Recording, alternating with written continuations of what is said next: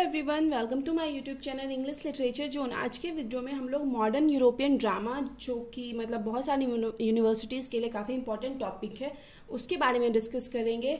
तो वीडियो शुरू करते हैं। वीडियो जो है काफ़ी इजी लैंग्वेज में होगा। वीडियो के थ्रू अगर आपकी हेल्प होती है, वीडियो आपके सिलेबस का है, तो प्लीज़ आप लोग वीडियो को लाइक करना, चैनल को सब्सक्राइब करना और कमेंट करके बताना वीडियो आपको कैसा लगा। तो वीडियो शुरू करते हैं। ये मॉडर्न यूरोपियन ड्रामा पे नोट्स लिख रखे हैं, तो आपको अगर यूरोपियन ड्रामा आए या फिर मॉडर्न ड्रामा आए उसमें भी लिख सकते हो। बस आपको हर जगह ये जो टाइटल है वो चेंज करना पड़ेगा, क्योंकि जो मॉडर्न यूरोपियन ड्रामा है तो उसमें तो यूरोपियन ड्रामा आएगा ही, और इसमें जितना भी हम ड्रामाटिस्ट को या ड्रामा को मेंशन किए हुए सारा मॉडर्न ड्रामा होगा। तो लगभग 3 नोट्स में इसको लिख सकते हो, बस थोड़ा बहुत चेंज के साथ। तो वीडियो शुरू करते हैं। Modern European drama refer to the work published by the noted European playwright in the modern age. तो मॉडर्न यूरोपियन ड्रामा जो है वैसे वर्क से संबंधित है जो कि पब्लिश किया गया bye the noted European playwright, मतलब कुछ प्रमुख यूरोपियन नाटककार के द्वारा जो पब्लिश किया गया इन द मॉडर्न एज में। ठीक है, तो उसी को मॉडर्न यूरोपियन ड्रामा कहते हैं। फ्रॉम लेट 19th सेंचुरी, और कब से? लेट आखिरी की 19th सेंचुरी से लेके अर्ली 20th सेंचुरी तक का वर्क जो आता है वो मॉडर्न यूरोपियन ड्रामा के अंतर्गत आता है। सिंस द एलिजाबेथन एरा तक ड्रामा और play right was a popular form of literature and art. Literature और आर्ट का बहुत पॉपुलर फॉर्म था, प्रसिद्ध रूप था ड्रामा और प्ले राइटिंग। ठीक है, कब तक? एलिजाबेथन एज तक।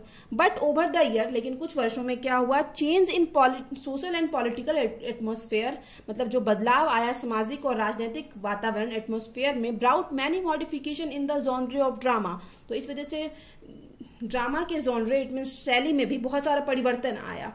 इन द 19th सेंचुरी में प्ले राइट्स इट मीन्स नाटककार from other parts of Europe, जो कि यूरोप के दूसरे पार्ट से बिलोंग करते थे।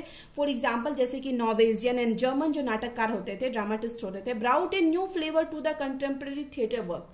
उस टाइम के थिएटर वर्क में एक न्यू फ्लेवर, एक नया फ्लेवर ऐड किए। ठीक है, the birth of European drama, जो यूरोपियन ड्रामा का बर्थ हुआ, दैट इन्फ्लुएंस्ड मॉडर्न एज, जो कि इन्फ्लुएंस करता है मॉडर्न एज लिटरेचर को इन मैनी वेज, ढेर सारे तरीकों से।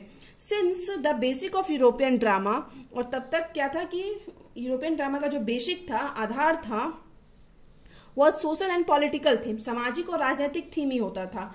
This plays reflect multiple ethos of their age. तो और जो यूरोपियन ड्रामा के अंतर्गत जो प्ले लिखा जाता था तो वो इस एज के इथॉस को रिफ्लेक्ट करते थे, इथॉस को दिखाते थे। इट मीन्स वहाँ के समुदाय या वहाँ उस टाइम जो संस्कृति थी, परंपरा थी, इस चीज पे कैसा एटमोस्फेयर था, सोशली मतलब समाज का कैसा एटमोस्फेयर था, पॉलिटिकल रूप से कैसा एटमोस्फेयर था, इस चीज के बारे में डिस्क्राइब किया जाता था मॉडर्न यूरोपियन ड्रामा में। ठीक है, अब आगे देखते हैं। ये इंट्रोडक्शन था।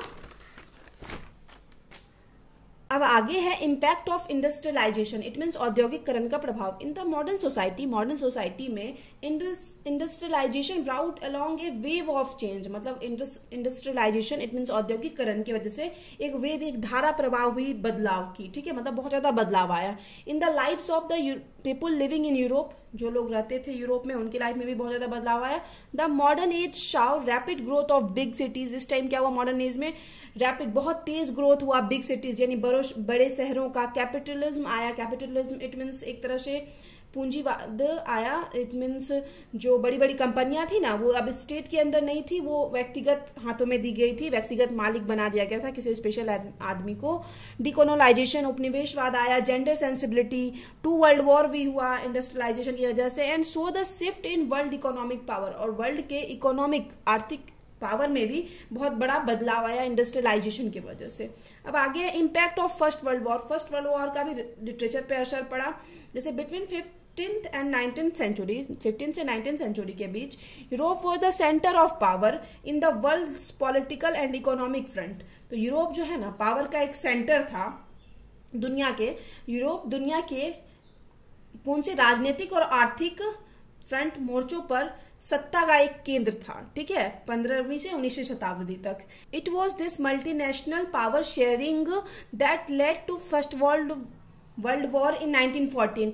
यह क्या था? बहुराष्ट्रीय सत्ता साझाकरण था, जिसने 1914 में क्या हुआ कि प्रथम विश्व युद्ध का क्या किया? नेतृत्व किया। आगे बाय दिस टाइम, इस समय तक, modern Europe had become the greatest action centre for the world's most high rated work. तो कोई भी वर्ल्ड का जो हाई रेटेड मतलब बहुत प्रमुख वर्क था, आर्ट का, मतलब कोई भी वर्क था उसका एक ग्रेटेस्ट सेंटर बन गया था यूरोप। कब तक, मतलब मॉडर्न टाइम में। जैसे कौन कौन से वर्क का, आर्ट का, लिटरेचर का, साइंस का, as well as political ideology, it means राजनीतिक विचारधारा का एक प्रमुख केंद्र कौन बन गया था, यूरोप बन गया था। ठीक है, तो इसका काफी असर पड़ा किस चीज पे, मतलब लिटरेचर पे भी किस चीज का असर पड़ा, इंडस्ट्रियलाइजेशन का असर पड़ा और फर्स्ट वर्ल्ड वॉर का असर पड़ा। अब आगे मेन थीम्स इन यूरोपियन ड्रामा। यूरोपियन जो ड्रामा होते थे उनका मेन थीम्स क्या होता था। The pioneers of European drama, European drama के जो अग्रदूत हैं, इट मीन जो शुरू किए यूरोपियन ड्रामा को लिखना, ब्राउट अबाउट मैनी चेंजेस, ढेर सारा बदलाव लाए in the form and technique of play writing. Play writing यानी नाटक लिखने के तरीके में और उसके रूप में ढेर सारा बदलाव लाए। That differentiated them from their predecessors, जो कि उनको अलग करता है उनके प्रीडेसर्स, इट मीन्स उनसे जो पहले राइटर आए, जो उनसे मतलब यूरोपियन ड्रामाटिस्ट को अलग करता है इसी चीज की वजह से। They pour over everyday real world domestic issue and highlighted naturalism. तो वो लोग क्या करते थे ना कि एवरीडे लाइफ के बारे में लिखते थे, रियल वर्ल्ड दिखाते थे, डोमेस्टिक इश्यूज, घरेलू जो आसपास चल रहा है मुद्दे, उनको हाईलाइट करते थे, रेखांकित करते थे, उसको दिखाते थे, नेचुरलिज्म को दिखाते थे, रियलिज्म को दिखाते थे थ्रू देयर वर्क्स, अपने वर्क्स के through. There are many common themes, ढेर सारा मतलब कॉमन थीम्स है, एक जैसा विषय है इन द वर्क्स उनके कामों में, दैट कॉन्स्टिट्यूट यूरोपियन ड्रामा, जिसकी वजह से यूरोपियन ड्रामा निर्मित होता है। सम ऑफ दिस थीम्स आर, और उसमें से जो कुछ कॉमन थीम है जो उस टाइम के मतलब जो भी ड्रामाटिस्ट थे उनके वर्क में देखने को मिलता था, वो था realism, romanticism, naturalism, modernism, social criticism, modern tragedy, absurdity, ये सब था। और realism was an important theme in all European drama. All European drama का जो रियलिज्म है ना, सबसे इंपॉर्टेंट थीम था। और आपको इस नोट्स को बड़ा करना है तो इस सब के इस सारे पॉइंट के बारे में डिस्कस कर सकते हो। ठीक है, ये नोट्स बड़ा हो जाएगा। अब आगे है, ऐसे तो हम 5-6 पेज का नोट्स बनाए हुए हैं। Characteristics of modern European drama, characteristic कुछ विशेषताओं को देखते हैं मॉडर्न यूरोपियन ड्रामा के। European drama now written under the naturalism और रियलिज्म, नेचुरलिज्म और रियलिज्म के अंदर लिखे जाते थे यूरोपियन ड्रामा। अब कब, मॉडर्न एज में। Stream of self consciousness and social satire underline the writing of the modern European playwright. तो मॉडर्न यूरोपियन प्ले राइट जो है स्ट्रीम ऑफ सेल्फ कॉन्शियसनेस और सोशल सटायर को रेखांकित करते थे, मतलब दिखाते थे अपने प्ले के राइटिंग के through. Playwright depicts the everyday life in its real form में एवरीडे लाइफ को डिपिक्ट करते थे, व्याख्या करते थे। The modern dramatist wanted from the audience, जो मॉडर्न ड्रामाटिस्ट थे वो ऑडियंस से चाहते थे not to feel the ethos of the play का सिर्फ वो प्रकृति, इट मीन्स प्ले को सिर्फ फील ही ना करे दैट दे वॉच, जिसको वो देख रहे हैं, but also to think about it, लेकिन इसके बारे में क्या चाहते थे, वो सोचे भी।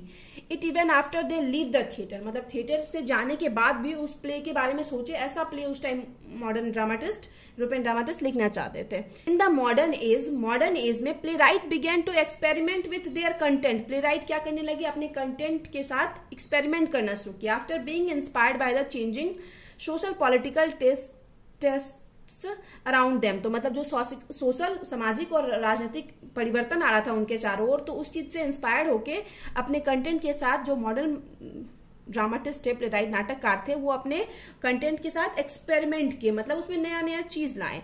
सम ऑफ द मेजर कॉन्ट्रीब्यूटर्स, और उसमें से कुछ मेजर प्रमुख योगदानी है, मतलब जो योगदान दिए to the collection of works के कलेक्शन समूह में इन यूरोपियन ड्रामा में, वेयर प्ले राइट्स लाइक, उसमें जो प्ले राइट शामिल है वो है जैसे कि Henry Ibsen, Samuel Beckett, Bertolt Brecht, George Bernard Shaw और यूजीन आयनेस्को। फिर आगे हम लोग हेनरी गिब्सन के बारे में पढ़ेंगे। ए नॉर्वेजियन ड्रामाटिस्ट, एक नॉर्वे के जो ड्रामाटिस्ट है, is another prominent name in European drama. European drama के मतलब का ये भी काफी फेमस नेम है जो कि हम लोग सुनते हैं, Norwegian dramatist.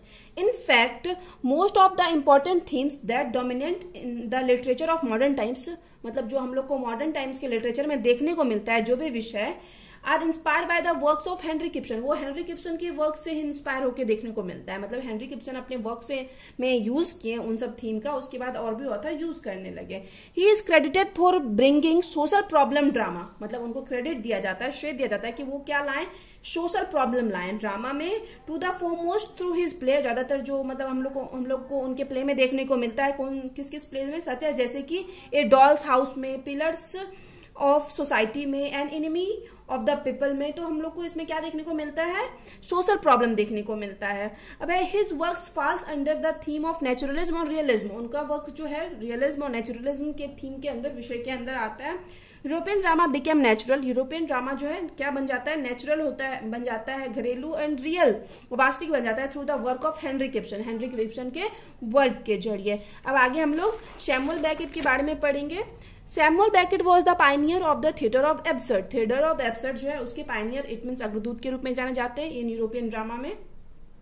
In his most famous literary works, उनके काफी फेमस साहित्यिक वर्क में है वेटिंग फॉर गॉडेट जो है, बेकेट एक्सपेरिमेंटेड, बेकेट उसमें एक्सपेरिमेंट किए हैं विथ एब्सर्डिस्ट ह्यूमर, एब्सर्डिस्ट ह्यूमर से, that became a new trend in modern drama, जो कि मॉडर्न ड्रामा का एक नया ट्रेंड भी बन जाता है। अब आगे है Bertolt Brecht, a German playwright, ये भी जर्मन के प्ले राइट है। Brecht plays forced his viewers to be active, to be an active participant in the ongoing action on the stage. तो जो जर्मन के playwright है Bertolt ब्रेचेट, तो उनका जो वो क्या होता है ना, फोर्स करते हैं अपने व्यूअर्स, मतलब जो दर्शक उनके ड्रामा को देख रहे हैं, वो मतलब उनको फोर्स करते हैं कि मतलब वो जो स्टेज पे परफॉर्म हो रहा है ना ड्रामा, उसमें खुद को मतलब पार्ट लें, खुद को समझे। इट मीन्स एक होता है ना कि कोई मूवी देख रहे हैं, उसके कोई कैरेक्टर को खुद से रिलेट कर रहे हैं कि ये जो कैरेक्टर है हम पे सही बैठता है, तो यही रिलेट कर पाए कैरेक्टर, मतलब जो भी ऑडियंस है वो खुद से रिलेट कर पाए, ये इस चीज के लिए फोर्स करते थे कौन, बेर्टोल्ट ब्रेचेट अपने ड्रामा के थ्रू ऑडियंस को।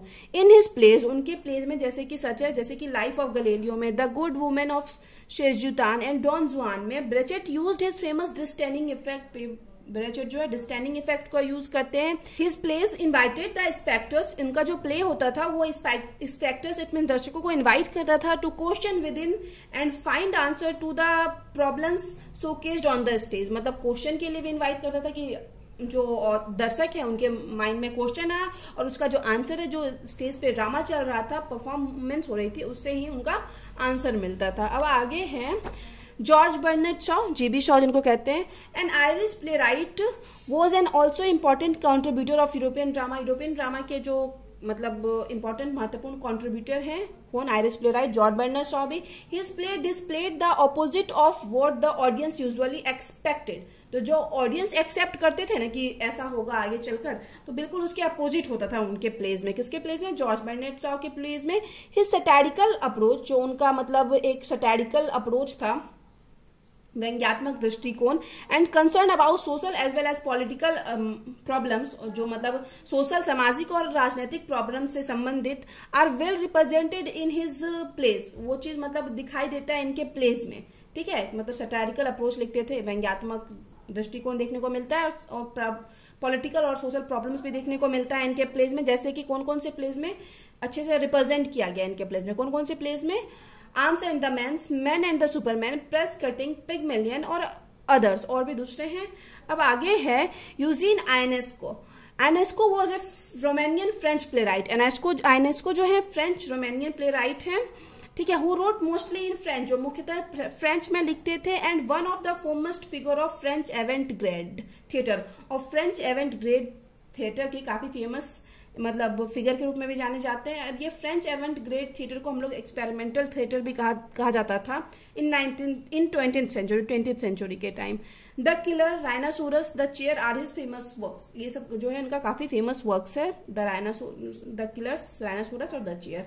अब यहाँ पे खत्म होता है। दस वी कैन से दैट, इस प्रकार हम लोग कह सकते हैं कि in the development of modern English literature, की मॉडर्न इंग्लिश लिटरेचर के डेवलपमेंट में, विकास में, modern European dramatist, it means जो मॉडर्न टाइम में जो ड्रामाटिस्ट हुए, या फिर हम लिख देंगे modern European drama, contributed a lot, बहुत बड़ा योगदान दिए, मतलब ड्रामा का भी बहुत बड़ा योगदान रहा English literature, modern English literature के डेवलपमेंट में, और उस टाइम के ड्रामाटिस्ट का भी बहुत बड़ा योगदान रहा मॉडर्न इंग्लिश लिटरेचर के डेवलपमेंट में। तो यहाँ पे वीडियो खत्म होता है। वीडियो के थ्रू अगर आपकी हेल्प हुई, वीडियो आपके सिलेबस का है, तो प्लीज आप लोग वीडियो को लाइक करना, चैनल को सब्सक्राइब करना और कमेंट करके बताना वीडियो आपको कैसा लगा। मिलते हैं नेक्स्ट वीडियो में नेक्स्ट टॉपिक के साथ।